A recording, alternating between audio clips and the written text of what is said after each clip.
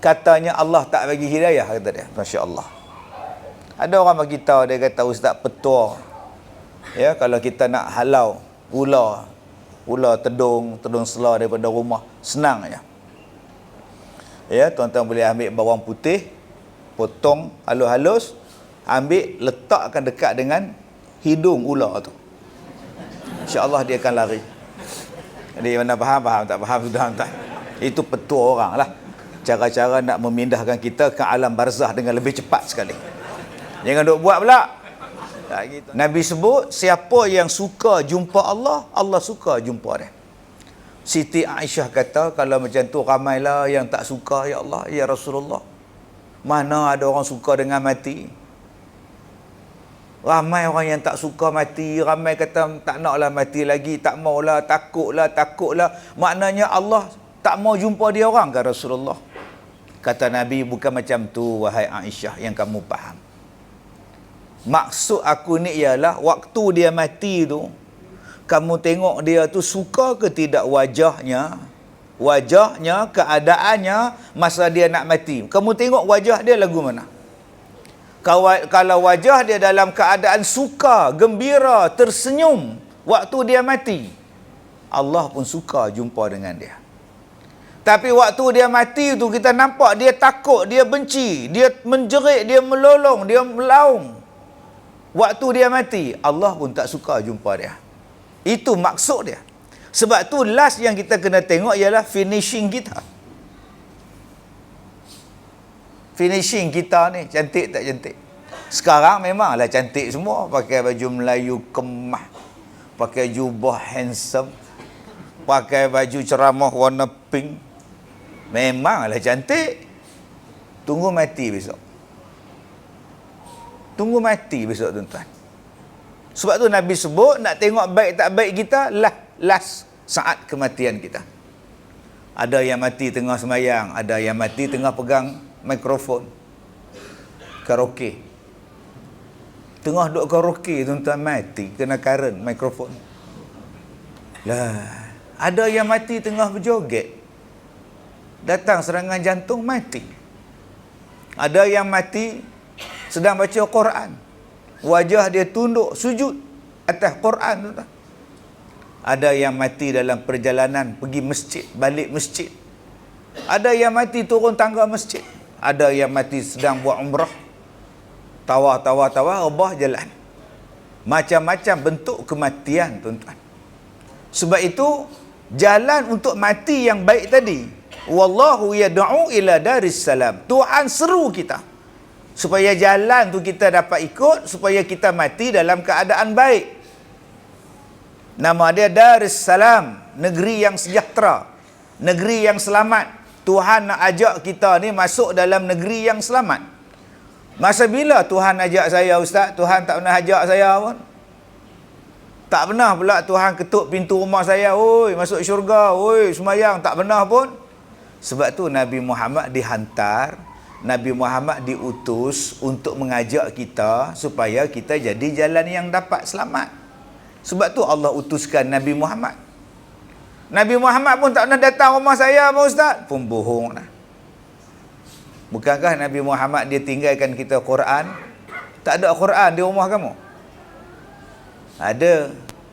Habis tu tak ada baca. Habis tu kamu nak salahkan Allah. Allah dah bagi Nabi, Allah dah bagi Quran pada kita. Yang ada di rumah Quran tak baca, pasal apa?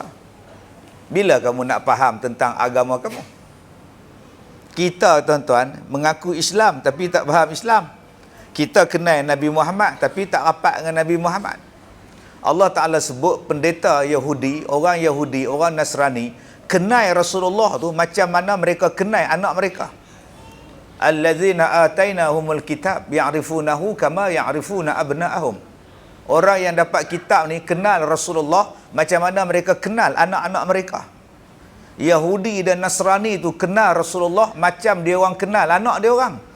Kita yang mengaku Rasulullah Nabi kita, di mana yang kita kenal Nabi Muhammad? Cukup tanya Nabi semayang macam mana, yang tu pun kalah. Nabi ambil wuduk lagu mana? Betul-betul Nabi makan ni lagu mana? Betul-betul Nabi ni dengan mak bapak dia macam mana? Mak susuan dia macam mana? Nabi ni dengan isteri dia Rasulullah, dengan isteri dia macam mana? Anak Nabi ni macam mana? Rupa Nabi ni macam mana? Rambut Nabi macam mana? Mereka kenal Nabi Muhammad macam mereka kenal anak mereka. Maknanya cara berjalan, cara duduk, cara bercakap, cara berpakaian, mereka tahu dah yang tu Rasulullah. Sebab apa? Sebab mereka baca dalam kitab mereka, mereka dengar dalam kitab mereka, Nabi sekian, sekian, sekian macam ini. Sebab tu bila Nabi pergi ke Syria, Nabi pergi ke Syam, Nabi duduk di bawah pokok, pendeta tu kata, bawa balik tu. Budak tu Nabi tu, bawa balik. Kan dibunuh orang pula. Pasal apa yang mereka nak bunuh dia? Pasal mereka kenal, tu adalah Nabi di akhir zaman. Jadi kalau orang Yahudi dan Nasrani kenal Rasulullah, kalau kita yang mengaku umat Nabi Muhammad tak kenal Rasulullah, alangkah malunya kita, tuan-tuan. Maka di mana yang kita kata, bila masa Allah seru saya supaya masuk dalam syurga, bukankah Allah utuskan kita Nabi Muhammad?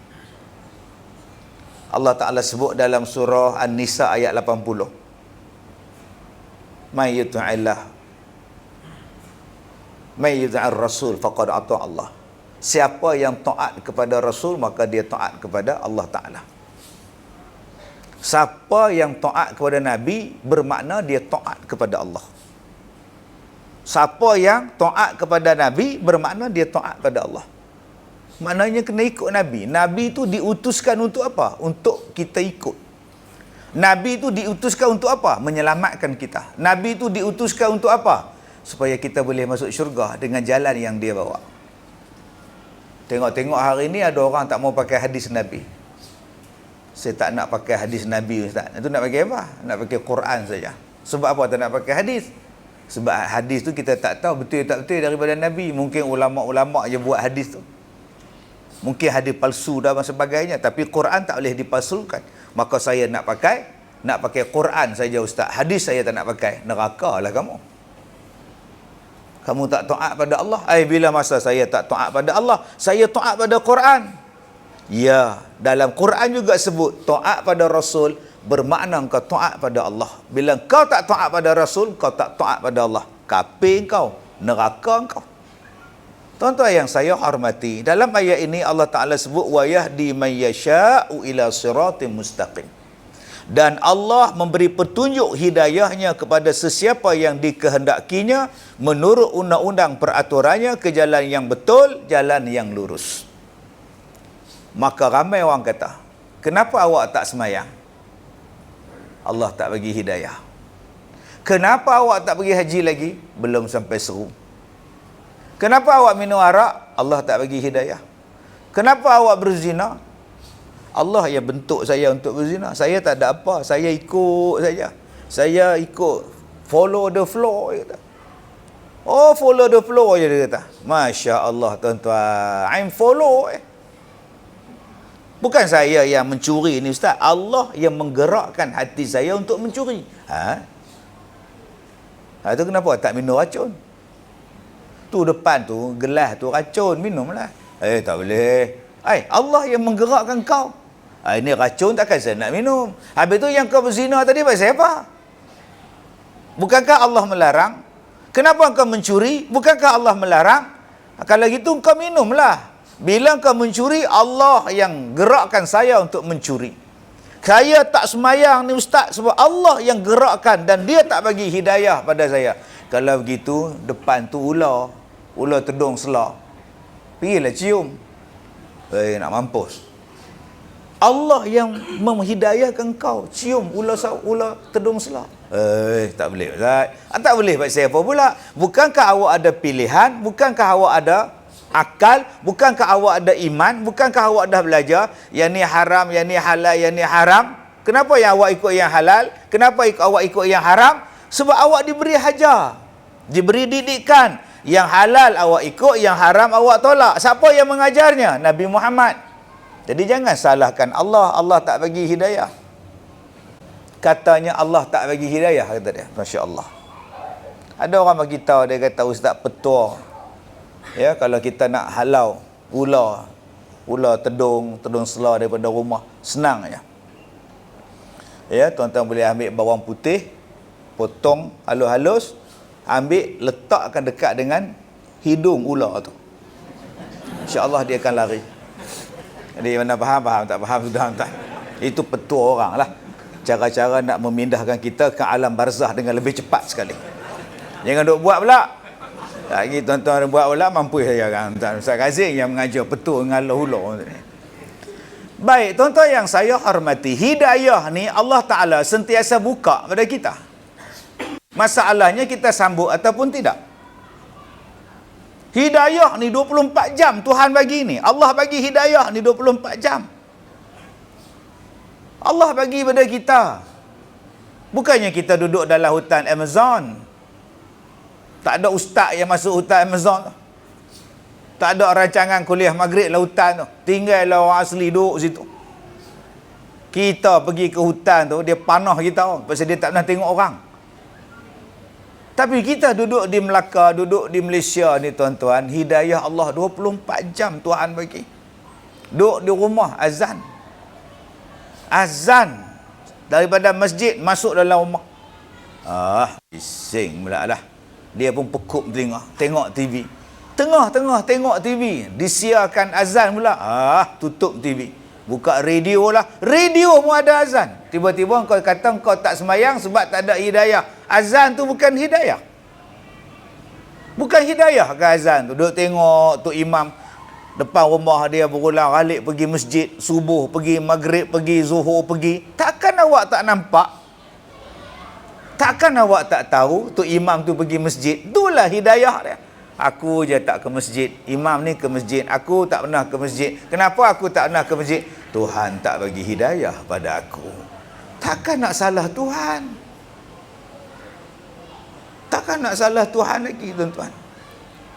Sebab itu di dalam cerita Bobby 1973, lagu yang paling tuan-tuan ingat, Misaiku Hilang. Duk M. Syarif punya lagu tu. Misaiku hilang. Dalam lagu asal dia, Mesyair Tone. Saya bukan seorang penyair. Me asyik tonehin.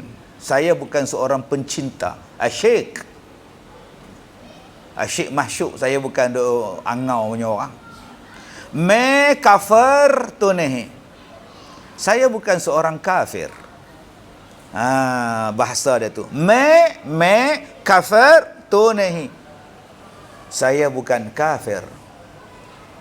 Bukan kafir ni tuan-tuan. Maksud kafir ni apa? Me kafir. Tuan-tuan, tutup pintu tu supaya nyamuk tak masuk. Tuan-tuan tutup tingkap tu supaya agas-agas tak masuk.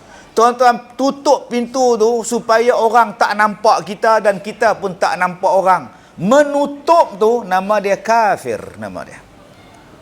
Asal daripada perkataan kafir. Orang kita hanya faham kafir tu kafir lah. Popok kafir tu.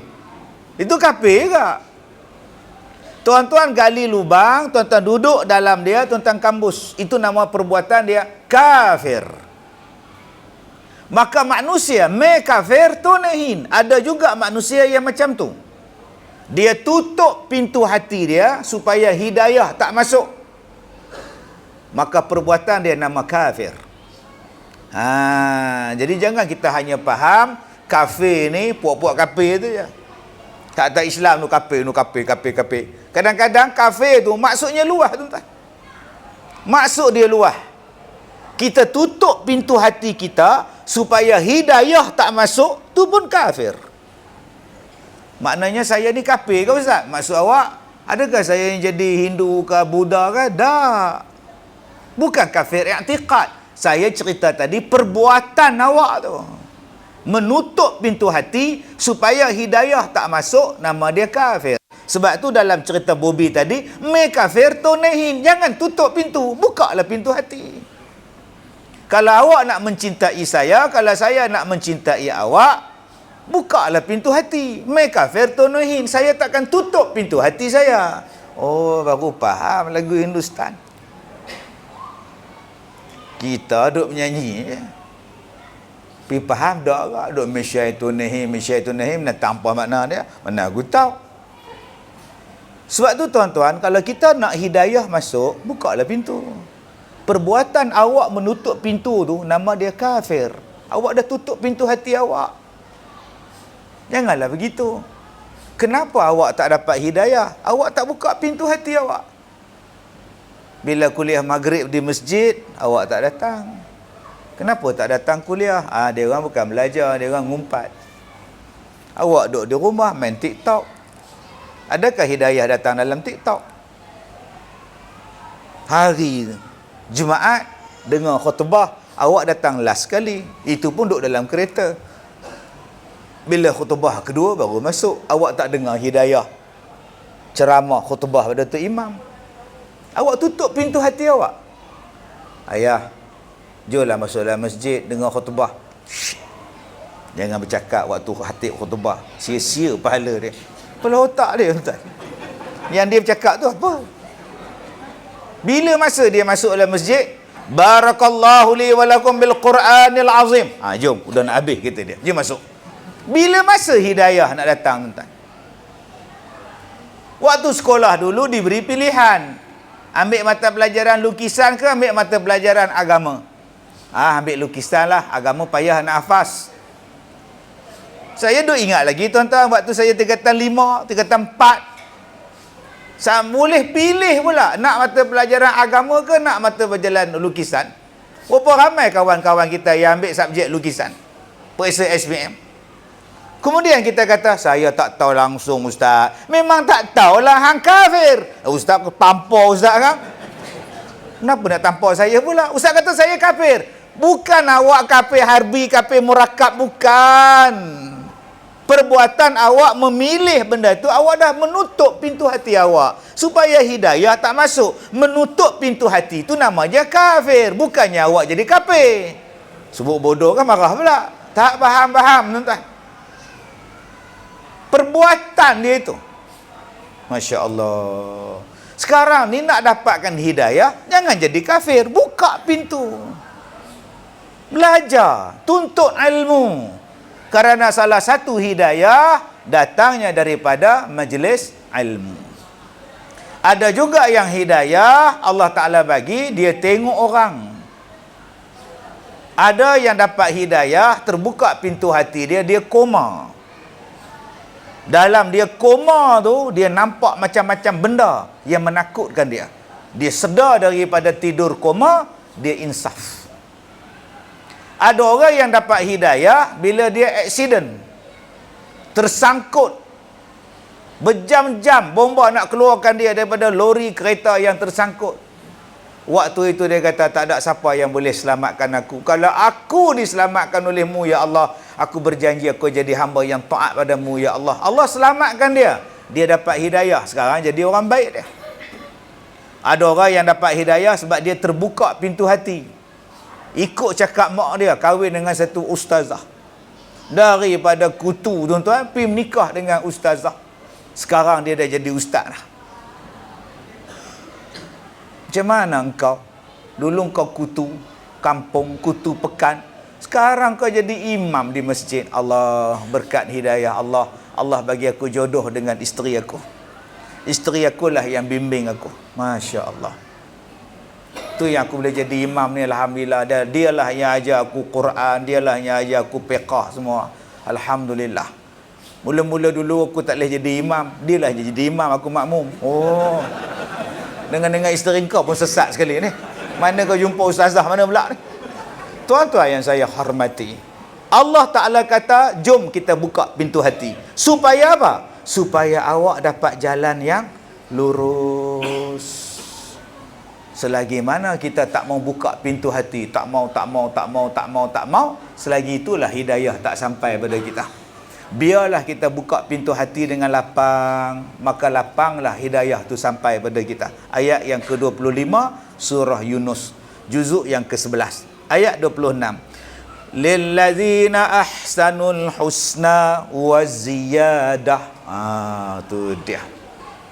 Lillazina, li untuk, li kepada, li lillazina, kepada orang-orang yang ahsanul husna, yang melakukan amalan yang terbaik. Yang terbaik, amalan yang baik, amalan yang menjadikan dia melakukan kebaikan. Nama dia apa? Namanya ialah ahsanul husna.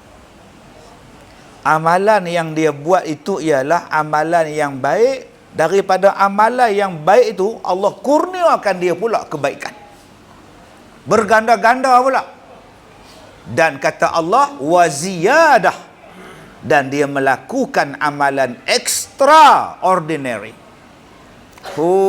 Wa ziyadah maknanya amalan tambahan. Asal perkataan zid.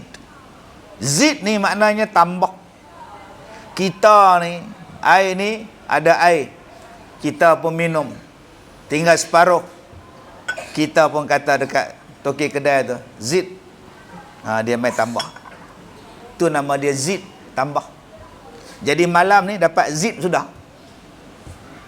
Abang pergi ceramah Ustaz Kazim dapat pelajaran apa? Zid. Cukup lah. Kalau zid pun tak dapat, aku zid mulut hang cikgu. Zid maknanya tambah. Zid tambah.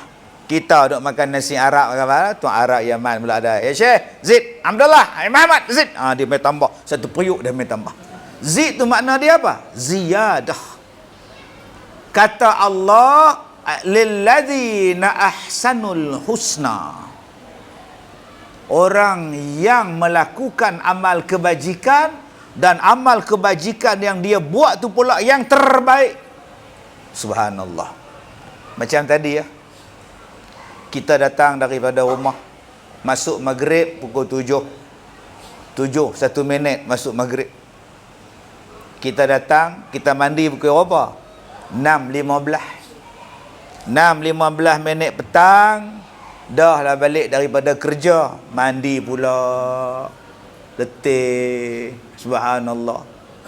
Mandi, bersugi, bersabun, pakai baju cantik, pakai kain pelikat cantik, pakai jubah cantik, terbaik. Jalan pula datang ke masjid.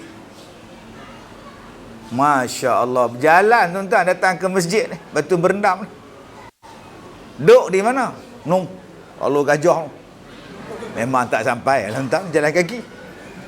Berjalan pula, naik motor, naik kereta.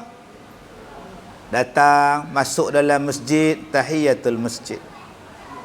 Cantik. Tunggu azan. Duk menyandar kat tiang. Daripada sebelum maghrib sampai sekarang menyandar tiang. Allah, subhanallah. Tak sembahyang maghrib, duk jaga tiang tuan. Kemudian azan, dia jawab. Kemudian dia sunat. Kemudian dia tunggu iqamah. Kemudian dia sembahyang. Lepas dia sembahyang, dia zikir. Lepas dia zikir, dia sunat lagi. Lepas tu dia duduk elok-elok. Dia duduk dalam majlis ilmu. Nama apa perbuatan tu? Namanya ialah ahsanul husna. Mana ada amalan yang lebih baik daripada sembahyang? Mana ada amalan yang lagi besar daripada sembahyang, tuan-tuan? Sembahyang itulah as-salatu imaduddin. Sembahyang tu tiang agama. Sikit-sikit solat yang disebut dalam Quran. Awal-awal surah dalam Al-Quran pun selepas Al-Fatihah, Al-Baqarah. Awal-awal ayat dalam Al-Baqarah sembahyang. Alladzina yu'minuna bil ghaib wa yuqimuna as-salah. Awal-awal ayat tuan-tuan sembahyang. Sampai juzuk 30. Sembahyang. Masya Allah. Berapa banyak tuan-tuan. Sebab tu kita jangan kata ada lagi benda yang lebih besar daripada sembahyang. Jangan cakap. Alangkah indahnya tuan-tuan mati dalam sembahyang. Alangkah indahnya mati dalam sembahyang ketika sujud. Tuan-tuan nak bayar mati indah lagu mana? Tengah-tengah sujud tak bangkit-bangkit dah. Bilal pula yang duk tengok begitu Bilal waktu sujud. Faham imam tak bangkit-bangkit ni. Sebab tu tuan-tuan kena belajar. Kalau imam tak bangun-bangun daripada sujud, apa nak buat? Dah 10 minit sujud ni. 2 saf sujud semua. Boleh siku pula orang sebelah. Macam mana aku tahu? Sebab tu orang yang duduk di belakang imam ni tuan-tuan kena alim tu. Ni hak nak jadi duduk di belakang imam ni. Bukan boleh sembarangan orang. Hari ini ni tuan-tuan duduk tak kira lah. Janji aku duduk belakang imam. Buatnya imam tu batal. Imam tu batal, dia bagi mikrofon pula dekat dia. Imam terkentut. Dia nak bagi pada siapa mic tu? Orang sembahyang sampai ke belakang. Imam ambil mic cabut pergi bagi kat dia. Dia lari, imam lari ke situ. Dia tengok imam ni. Buat apa ni? Oh, sudah tuan. Mampu. Sebab tu kena belajar. Boleh ke ustaz imam kalau dia batal dia bagi mikrofon pada makmum di belakang ustaz? Kalau dia tak ada mikrofon ustaz, boleh dia sebut nama Haji Dollah ganti. Sudah. Imam sebut pula Haji Dollah ganti. Buatnya Haji Dollah tuan-tuan tak reti. Apa aku pula? Dia membuat batal pula. Allah batal pula dah. Nampaklah. Lalas satu sah batal semua ni. Sebab tu kita kena belajar antara makmum dan masbuk, makmum dengan imam. Kena belajar tuan-tuan. Muwafiq lagu mana, masbuk lagu mana. Nak keluar semayang lagu mana. Nak bagi tahu tu imam batal macam mana. Nak bagi tahu yang imam tu batal, nak buat macam mana. Kena belajar. Maka Allah Ta'ala sebut dalam ayat ini, lillazina ahsanul husna. Orang yang melakukan amalan yang terbaik dikurniakan segala kebaikan pada dia. Wa ziyadah, dan ditambahnya pula lagi. Masya Allah. Lepas habis kuliah, tuan-tuan buat tambahan lagi. Buat apa? Sebelum tidur sembahyang witir. Sebelum tidur baca Quran. Saat lagi pukul 4:30 pagi bangun pula buat tahajud. Baca Quran lagi, zikir lagi. Kemudian start motor datang sembahyang subuh. Tunggu orang sembahyang, tunggu orang azan, tunggu sembahyang berjamaah. Tak balik lagi, buat tambahan pula. Dia tunggu sampai isyraq. Tunggu sampai duha baru dia balik rumah. Dia dah pencin. Balik rumah nak buat apa? Awal ni sambung tidur. Dia kata, baik aku duduk di masjid, aku niat i'tikaf, aku tunggu isyraq, aku tunggu duha. Maka orang yang buat amalan ni nama dia apa? Nama dia ziyadah. Dia buat lagi amalan tambahan, dia pergi buat lagi tuan-tuan dengan keadaan yang banyak kebaikan dia. Maka inilah jalan nak masuk syurga. Kalau orang tanya pada kita, apa jalan nak masuk syurga? Tu Allah jawab dalam surah Yunus ayat 26. Pertama, ahsanul husna. Yang kedua, wa ziyadah. Maka kata Allah, wala yarhaqu wujuhahum qatarun wala dhillah. Di hari kiamat, wajah mereka itu adalah berseri-seri. Tidak diliputi oleh sebarang kesedihan. Dan wajah mereka tidak dilitupi oleh sebarang kehinaan. Di hari kiamat kata Allah, la yarhaqu wujuhahum. Wajah mereka tidak diliputi oleh yang pertama qatarun. Qatar maksudnya apa? Qatarun maksudnya ialah kesedihan. Oh, patutlah Qatar kalah Ustaz. 3-3 game kalah. Itu Qatar Pak Long. Yang ni Qatar. Ya, hak Piala Dunia tu Qatar. Beza tu. Yang kita baca sekarang ni Qatar. Ta. Yang nu to. Kalah semua. 2-0 lah, 3-0 lah, kalah semua. Itu namanya Piala Dunia Qatar. Yang ni Qatar. Orang yang buat amal soleh, orang yang buat amalan tambahan, di hari kiamat wajahnya tidak ada qatar. tidak ada kesedihan. Wala zillah, dan tidak ada kehinaan. Jadi makcik-makcik, nama apa makcik? Nama makcik Fazilah. Panggil elok. Nama kamu apa? Zillah. Zillah tu maknanya hina. Oh, patut saya kena hina kat office saya, ustaz. Atau nama awak pun Zillah. Tiap-tiap hari, hai Zillah, hai Zillah. Memang kena hina lah. Dah nama elok-elok Nur Hafizillah, Fazillah. Elok-elok lah panggil, ya Fazillah, Fadillah.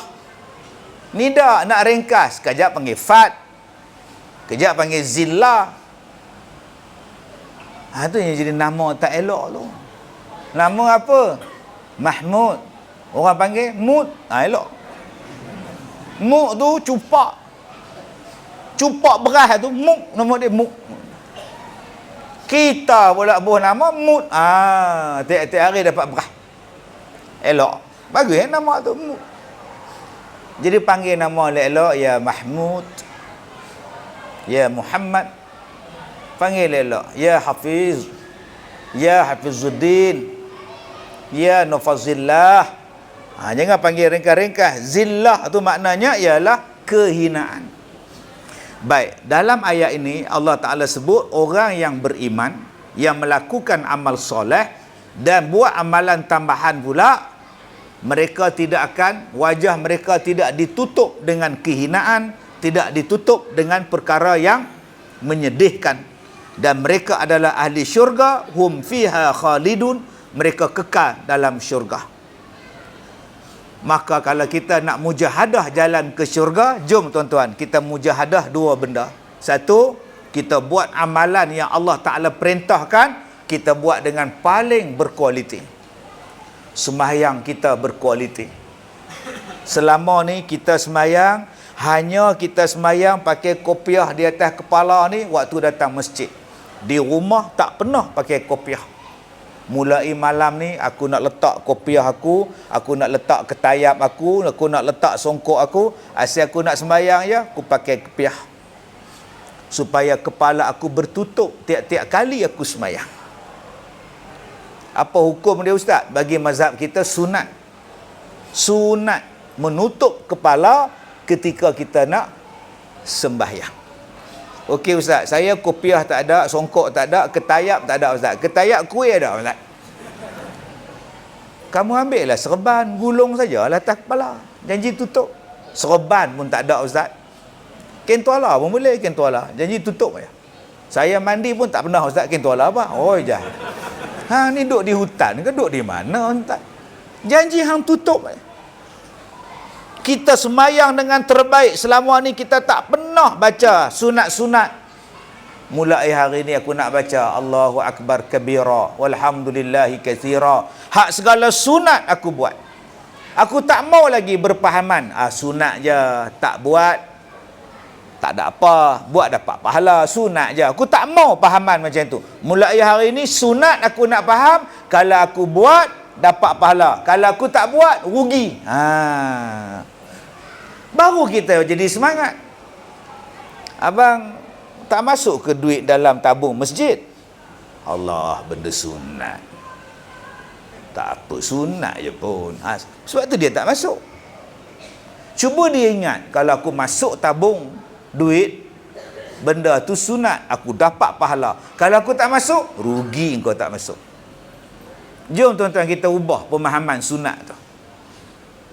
Selagi mana kita duk pegang sunat je, selama itulah kita tidak ada ziyadah. Semayang tidak ada ziyadah, semayang tidak ada ahsanul husna. Husna tu tak ada, ahsan saja ada.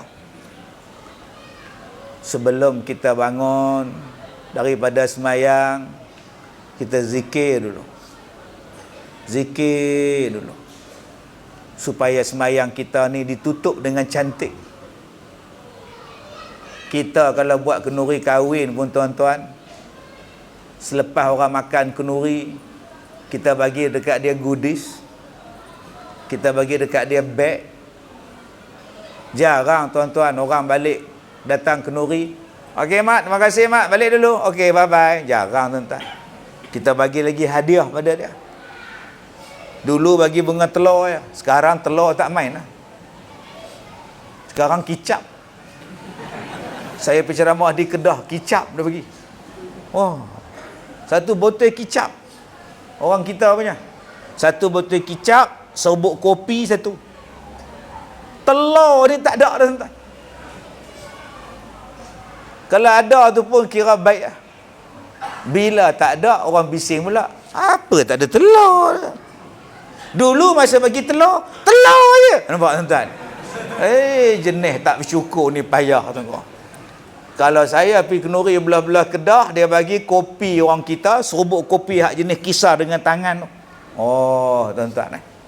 Dia bagi pula toyu. Toyu tu kicap. Dia bagi sos cili. Buat balik. Masya Allah. Jarang orang pergi kenuri tak dapat apa. Sebab dia nak finishing kenuri dia cantik. Cuba tengok semayang kita. Habis-habis semayang berapa ramai yang bangun turun?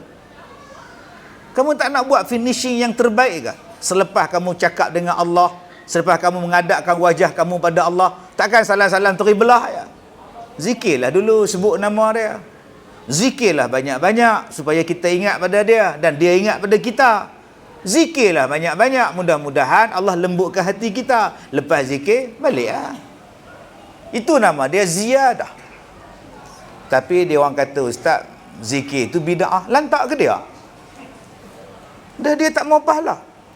Ya ikut dia, siapa? Dia kan nak selamatkan awak dari kubur? Dia kan nak bagi syafaat pada awak di hari kiamat? Tak ada. Orang itu layan dia buat apa? Layan dia siapa? Tak adalah kita nak buat tu macam Nabi Muhammad buat. Awak baca Quran? Baca? Pandai baca Quran? Pandai? Cuba buang baris tu. Cuba buang baris, cuba tak ada baris, awak boleh baca Quran? Tak boleh. Yang letak baris atas bawah, dua atas, dua depan tu zaman bukan zaman Nabi. Zaman ulama diletakkan baris ni supaya senang baca.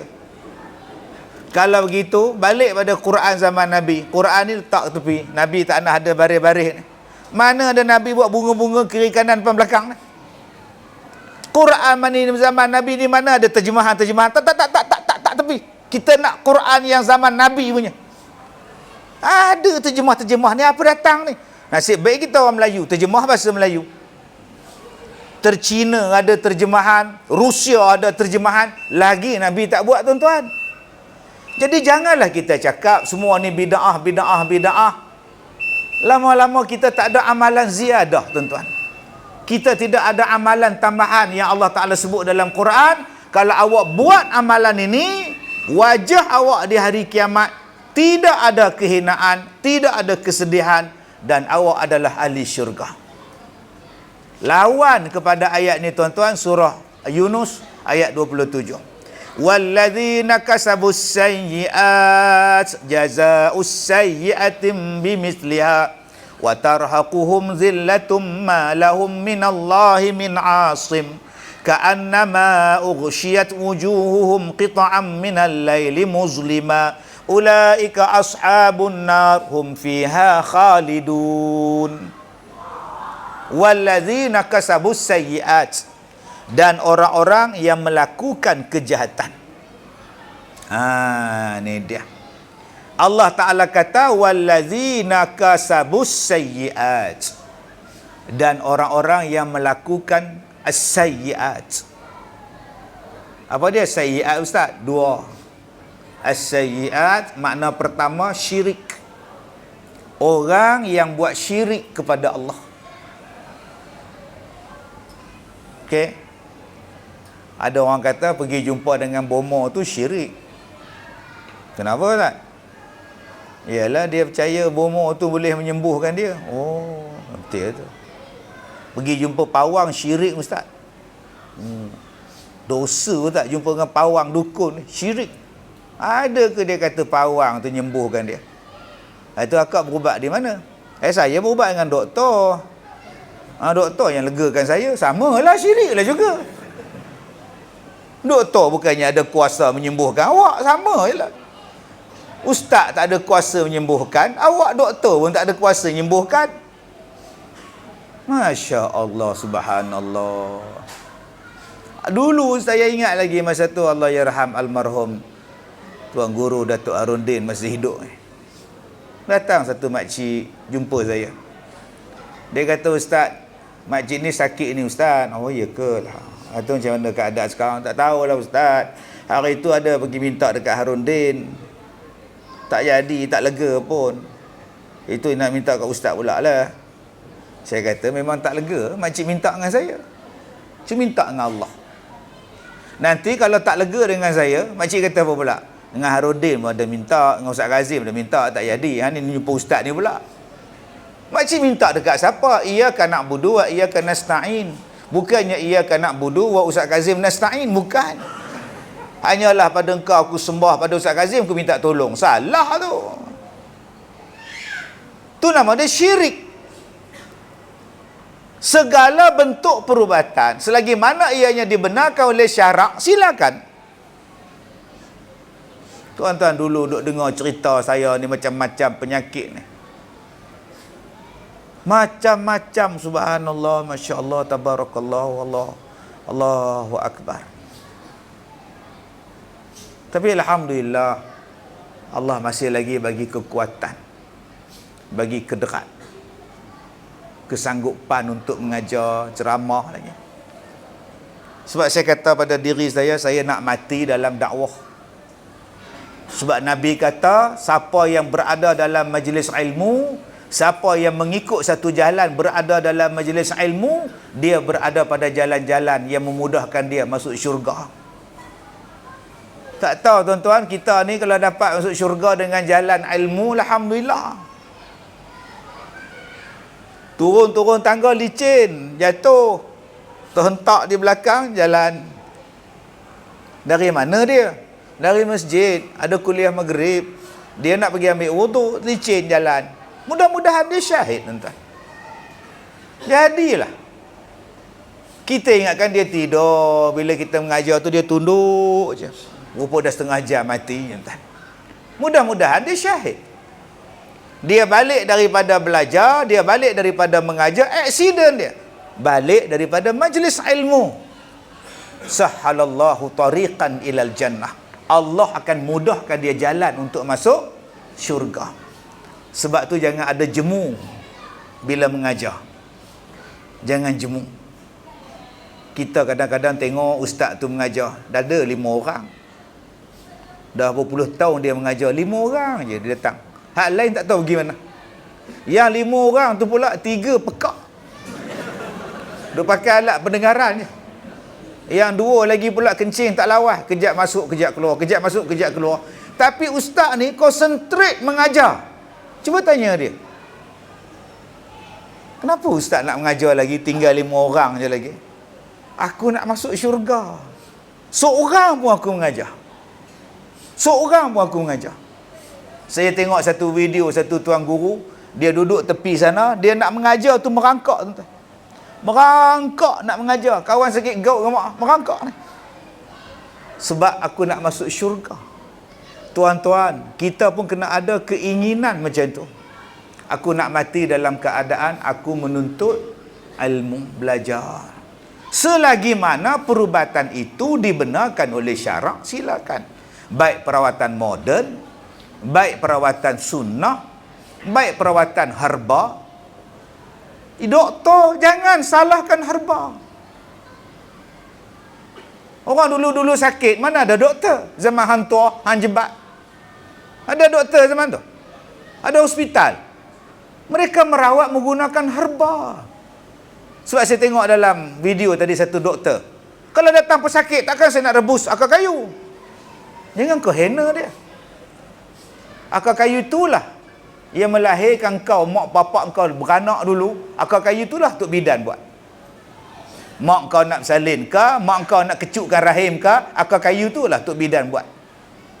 Mari moden kita hentam orang lama-lama pula. Jangan macam itu. Dan kita pula pun janganlah hentam perawatan moden pula. Moden cara moden. Perawatan tradisional cara tradisional. Doa tu pun perawatan. Sebab itu ada orang bila sakit, dia tak pergi hospital. Dan dia tak merawat pun, dia doa. Bila kita tanya dia, Tuan, tak makan ubat? Allah yang bagi penyakit, buat apa nak makan ubat? Allah bagi tu Allah tahulah, biarlah dia. Datang besok datang ziarah lagi, tak makan ubat ke? Allah yang bagi penyakit, dialah yang menyembuhkan penyakit. Mintalah pada Allah. Balik kita, tuan-tuan. Mana zuhud punya orang ni, tuan-tuan? Zuhud punya orang. Ada orang yang makan ubat. Makan ubat itu ikhtiar. Silakan. Tapi janganlah kutuk mengutuk. Jangan. Yang ni janganlah kutuk. Janganlah kita kata pula, misalnya, awak ni dapat penyakit ni pasal awak makan benda haram. Sebab tu awak dapat kencing manis. Jangan macam tu. Bawa tenanglah. Siapalah kita. Dan jangan kita kutuk perawatan sunnah. Saya hari tu tekak dengan satu doktor pasal Habatus Sauda. Habatus Sauda tu hadis Nabi. Hadis Nabi, tuan-tuan. Orang putih pun percaya pada Habatus Sauda, awak orang Melayu tak percaya. Jangan jadi syirik pada Allah ni, sayyiat ni. Oh, banyak tuan-tuan makna syirik ni. Baik syirik jelas, baik syirik yang tersembunyi. Kalau saya tak datang di masjid ni Ustaz subuh-subuh, tak ada siapa yang sembahyang subuh, Ustaz. Nasib baik saya lah yang sembahyangnya. Itu nama dia syirik. Nama dia riak. Alah, harap orang lain, rentik je lah. Saya yang buka tingkap semua ni. Kalau tak ada, gelap masjid kita, Ustaz. Amboi. Itu namanya riak. Syirik juga tu. Syirik yang tersembunyi. Orang dulu-dulu, tuan-tuan, dia fikir panjang jauh ke hadapan. Sebab itu orang perempuan dulu-dulu kalau dia semayang, dia pakai putih supaya menjaga hati. Orang sekarang ni bagus, advantage lagi, bukan advance je. Maka bila dia macam-macam telekung sekarang, kadang-kadang hati kita jadi ikut lain. Di belakang tu pula cok pula nama pula Siti Latifah. Maka kita hak semayang ni duduk perasan, tak ada 200, jangan sentuh lah telekung ni. Yang di belakang dia pun tak khusyuk juga, duduk tengok Siti Latifah. Oi, mahal ni. Apa rasa dia panas ke? Nampak tak? Tak khusyuk, tuan-tuan. Imam rukuk dia duduk tegak lagi tengok. Oh, nampak tuan-tuan ni.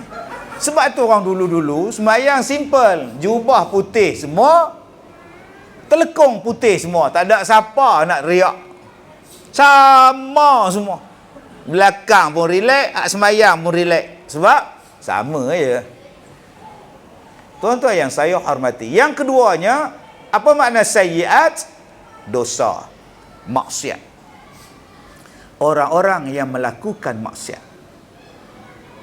Kalau kita buka dalam kitab-kitab, misalnya penawar bagi hati, yang kita duk jaga sangat ialah maksiat zahir. Mencuri, merompak, membunuh, berzina, meliwat, menipu.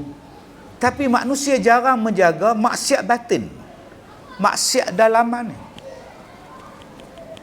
Yang ni yang manusia jarang jaga. Dia sembahyang tu, Allahu Akbar. Sembahyang Jumaat, pukul 12.45 dia sembahyang sunat. Di tengah-tengah ramai orang ni, dia masuk-masuk, Allahu Akbar. Mesti dia orang tengok aku. Bismillahirrahmanirrahim.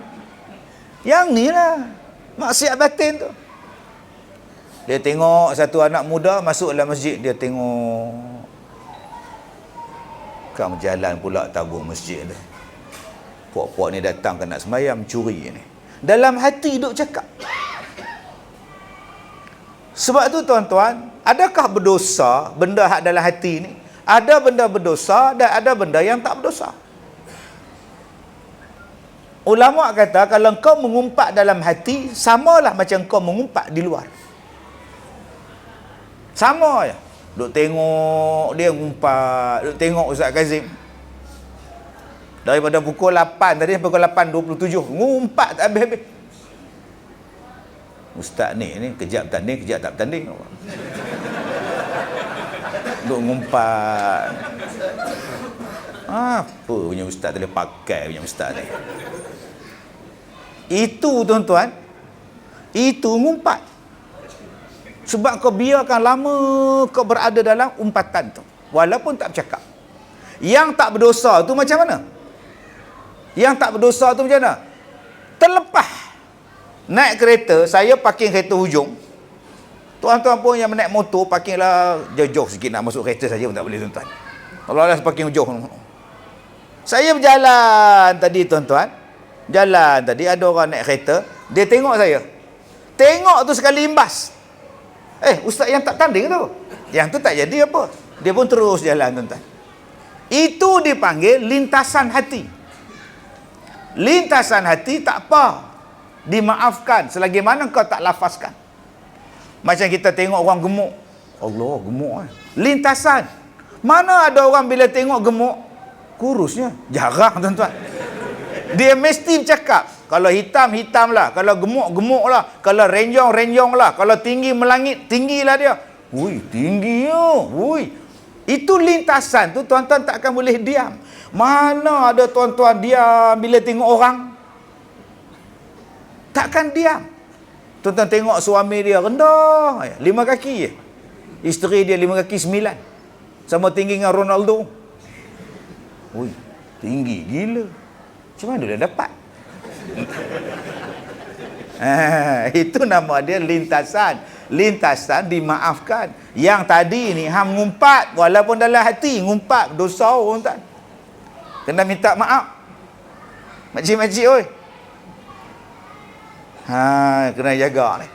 Siapa yang buat benda-benda macam ni, kata Allah, di hari kiamat, kata Allah, jazaa'u bimithlihi.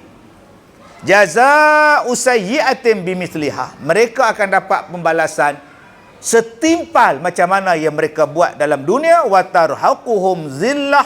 Dan akan diliputi kehinaan. Ma lahum minallahi min asim. Tiadalah bagi mereka pelindung daripada siksaan Allah. Ka'annaha ughsyiyat wujuhum qita'an minal laili muzlima. Dan wajah mereka akan menjadi gelap gelita seperti mana potongan malam yang gelap. Mereka adalah ahli neraka dan mereka kekal di dalam neraka. Baik. Recap balik. 1. Cuba tuan-tuan tengok ayat 26, ayat 27. Cerita tentang ahli syurga, pendek je ayat dah. Kalau tuan-tuan buka dalam Quran, 2 baris. Cerita tentang ahli neraka, panjang, 4 baris. Cuba tuan-tuan fikir. Cerita tentang ahli syurga ni punya perangai ni, Allah turunkan 2 ayat dalam ayat ni. Sebelah-sebelah ya. Cerita tentang ahli neraka, 4 baris. Bawah dia panjang, atas dia pendek. Masya Allah. Cuba tuan-tuan tadabbur. Afala yatadabbarun al-Quran. Apakah kamu tidak memikirkan tentang Quran? Tuan-tuan fikir saja tuan-tuan, Quran ni Allah.